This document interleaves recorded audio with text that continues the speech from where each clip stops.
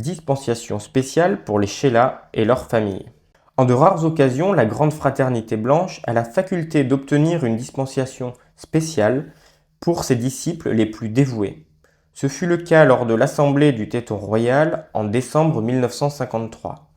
Quand l'archange Michel reçut une dispensation spéciale du Conseil karmique, celle-ci fut accordée en considération du service du corps des étudiants et il concernait les familles immédiates des chélats qui dédiaient leur vie au service de la grande fraternité des maîtres ascensionnés. Voici quelques citations. Bulletin, tome 1, Saint-Germain, 17 janvier 1954. Avant que les activités du soir n'aient commencé, le bien-aimé Seigneur Michel a disposé que tous les membres de vos familles qui ont passé à travers le voile et tous ceux qui ont bénéficié de la dispensation soient conviés au téton et reçoivent la nouvelle qui suit, au moment même où vos cœurs battent en l'apprenant. C'est une chose merveilleuse mais bien aimée, quelque chose qui ne s'est jamais produit sur terre auparavant. Voici la nouvelle. Le Seigneur Michel a obtenu une dispensation par laquelle les membres de votre proche famille ne devront pas se réincarner et seront autorisés à terminer leur travail de vie dans les octaves de lumière. 2. Journal, tome 4, janvier 1959, dictée du bien-aimé El Morilla, intitulé La victoire du pont. La dispensation qui a été accordée est qu'après avoir trépassé, tous vos êtres aimés seront pris en charge dans les temples de l'ascension, puis préparés et qu'ils recevront leur ascension dans la lumière. C'est un très grand don.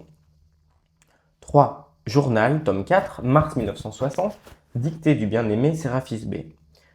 Le grand archange Michel a obtenu, en reconnaissance du service fourni par le corps des étudiants, une dispensation qui libère de la nécessité de se réincarner, tout courant de vie ayant passé par la prétendue mort ou devant le faire dans le futur, s'il appartient à la famille d'un étudiant ayant fait don de sa vie à cette activité du pont vers la liberté.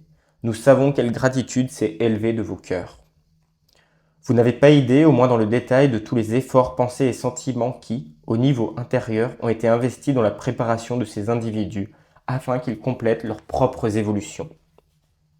La fraternité à Luxor et la fraternité de l'Ascension commencèrent le travail magnifique d'ériger des temples de l'Ascension à l'intérieur desquels ces courants de vie pourraient être attirés.